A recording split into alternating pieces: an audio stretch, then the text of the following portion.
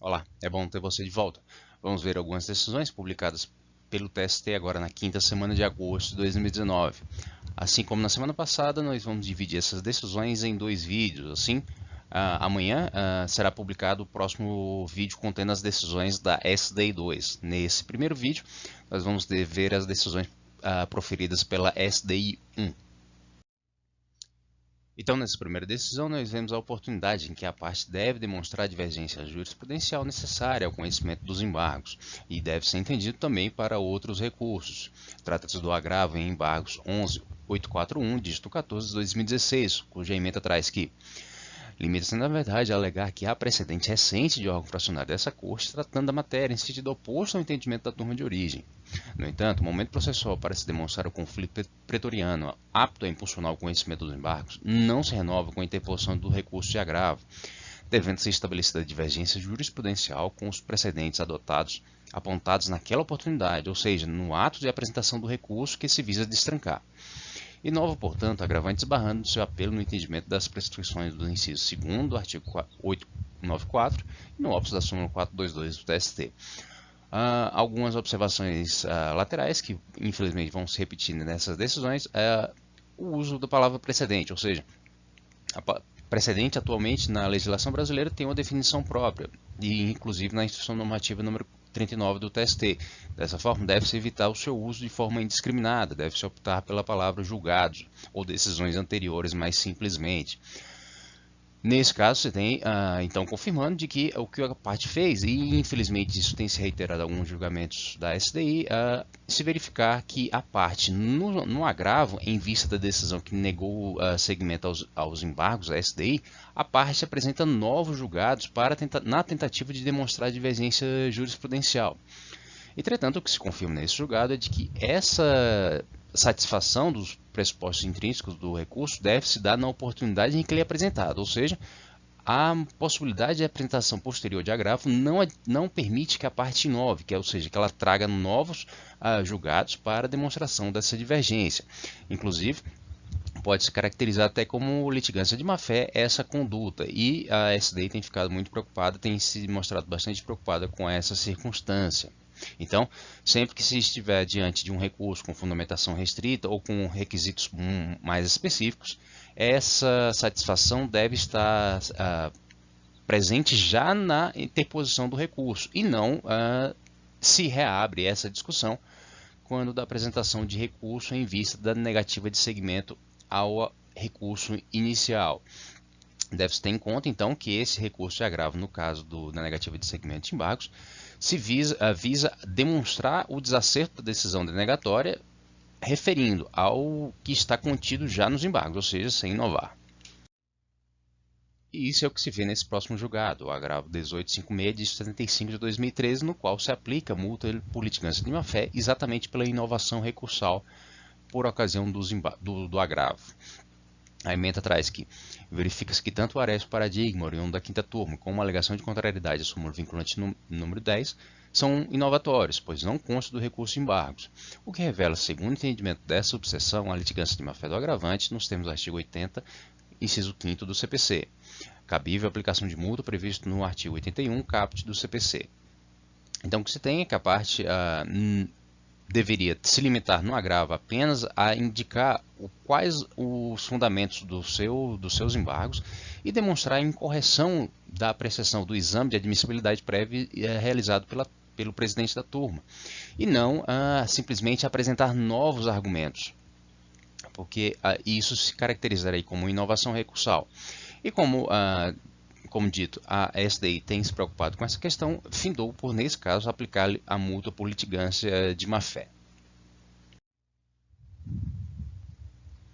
Nesse próximo caso, também se vêem outras tentativas de definição dos limites do que vem a ser o entendimento expresso na súmula 126 e da 102, que referem à possibilidade ou não de exame de fatos e provas, de reexame de fatos e provas, particularmente quando se tem a discussão da duração normal do trabalho do bancário e quanto à pretensão de pagamento de horas extras. Trata-se do agravo em embargos 596 de 36 de 2010, cuja ementa diz que a turma de origem deu provimento ao recurso em revista do reclamado, por entender que o quadro fático delineado no acordo regional demonstrava que o autor detinha um poder de gestão e chefia suficiente para o enquadramento na hipótese do inciso 2º do artigo 62 da CLT, na medida em que as conclusões do Tribunal Regional revelaram que o autor se reportava apenas aos gerentes regionais. Não se evidencia o pretendido conflito com a súmula 126 e 102 do TST, na medida em que o entendimento da turma está lastreado nas conclusões do acordo regional e não nos depoimentos testemunhais transcritos no deciso, desnecessários ao deslinde da controvérsia. Aqui a questão que nós destacamos é exatamente essa. Na semana passada, nós apontamos uma decisão que referia exatamente a essa circunstância, de que contraria a súmula 126 quando a turma do TST volta a elementos de prova transcritos no acórdão do regional para então formar o seu convencimento acerca da matéria fática. Aqui, nesse caso, o que se caracterizou foi de que a compreensão da turma se deu com base nas conclusões do acórdão regional, ou seja, naquele exame que o Tribunal Regional fez acerca das provas que foram colhidas na primeira instância e a partir apenas das conclusões, ou seja, da resolução que o Tribunal Regional deu acerca das questões controversas de fato, é que a turma se pronunciou fazendo um enquadramento jurídico desses fatos nos conceitos jurídicos relacionados particularmente à jornada do bancário e à exclusão do regime normal de duração do trabalho previsto no inciso 2º do artigo 62 da CLT. Nessa próxima decisão, nós vemos o tratamento da matéria relativa à responsabilidade subsidiária nos contratos de facção. Essa questão já foi mais debatida no TST, mas já encontrou solução pacificada e, nesse caso específico, se tem relação também com a súmula 126. Trata-se do agravo em embargos 2145, dígito 77 de 2014, cuja emenda traz que, presentes todas as premissas fáticas utilizadas pelo órgão fracionário na construção da argumentação que culminou com a alteração da solução jurídica dada à controvérsia, não se vislumbra contrariedade à súmula 126. Ademais, as especificações para a confecção dos produtos e controle de qualidade são da essência do contrato de facção, não caracterizando, portanto, interferência na forma de trabalho da contratada.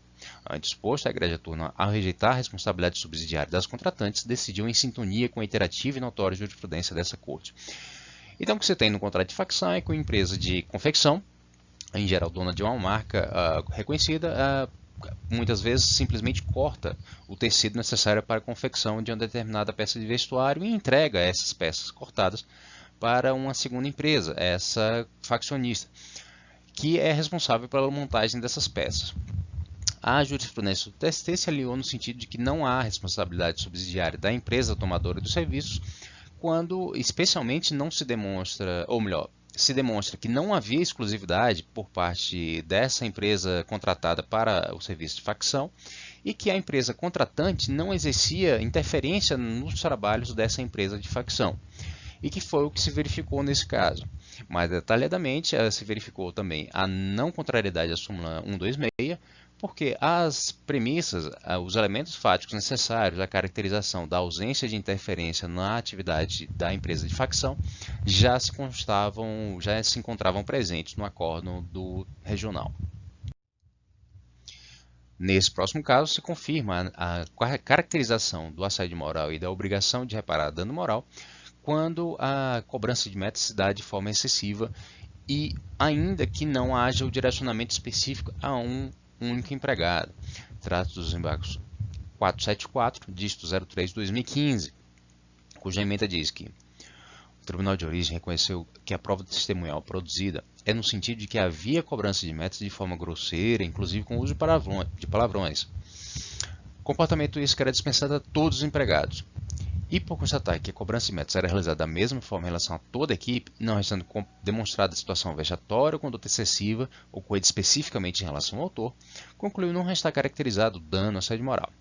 A Igreja Quinta Turma, por sua vez, entendeu que a cobrança de metas de forma inadequada, com o uso de palavras de baixo calão, é suficiente para caracterizar o assédio moral, sendo desnecessário para esse fim que as cobranças abusivas fossem direcionadas ao reclamante. Então, o que se entendeu aqui é de que, já demonstrada que havia cobrança de forma irregular, ou seja, inclusive com o uso de palavrões, o simples fato de que essa conduta era indiscriminada no sentido de atingir a todos os trabalhadores daquele determinado setor, essa simples circunstância não desconstituía o assédio moral, ainda que não houvesse um direcionamento específico em vista do reclamante. E nessa circunstância se manteve a decisão da turma do TST, que deu provimento ao recurso em revista para caracterizar o assédio moral e a obrigação de reparar o dano daí decorrente. Então, nessa próxima decisão, nós vemos o delineamento da jurisprudência do TST, especialmente com relação ao cumprimento da cota prevista no artigo 93 da Lei 8.213 acerca de pessoas reabilitadas ou com deficiência. Trata-se dos embargos 178 de 89 de 2015, cuja emenda diz que o artigo 93 da Lei 8.213 dispõe em seu caput sobre o preenchimento do percentual mínimo dos cargos em empresas com beneficiários reabilitados ou pessoas portadoras de deficiência, e em seu parágrafo 1º, que as dispensas motivadas de pessoa com deficiência ou de beneficiário reabilitado da Previdência Social em contrato por prazo indeterminado somente poderão ocorrer sob a contratação de outro trabalhador com deficiência ou beneficiário reabilitado da Previdência Social. Não há necessidade de que a contratação se dê para o mesmo cargo, uma vez respeitada a cota mínima. Tal exigência se extrai nem do teor do texto expresso, do teor expresso do texto legal, nem da teologia da norma, precedentes dessa subseção.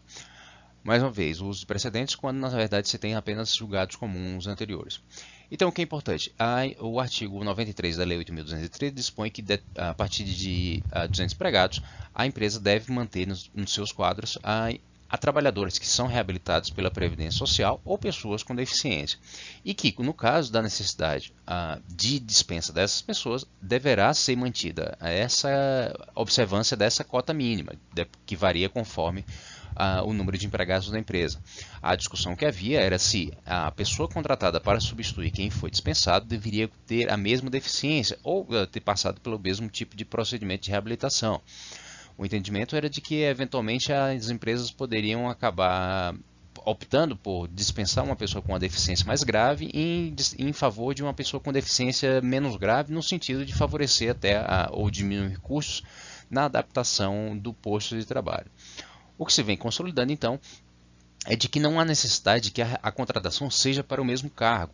Ou seja, não há necessidade que o trabalhador com deficiência ou reabilitado seja contratado para o mesmo cargo, desde que a cota permaneça sendo obedecida, sendo atendida. De alguma sorte, se tenta resolver nesse julgado também se há necessidade de que a pessoa tenha a mesma deficiência ou seja, tenha passado pelo mesmo processo de reabilitação. Apesar da sinalização contida, eu acho que essa questão ainda não é plenamente pacificada no tribunal. O importante destacar, então, é que nesse caso se entendeu que não há necessidade da contratação para o mesmo cargo, ou seja, eventualmente o trabalhador com deficiência se ativava na área de produção e a pessoa que foi contratada para substituí-la foi admitida no setor administrativo. Não há qualquer tipo de dificuldade ou de admissibilidade desse tipo de contratação, desde que a cota esse percentual mínimo continue sendo atendido.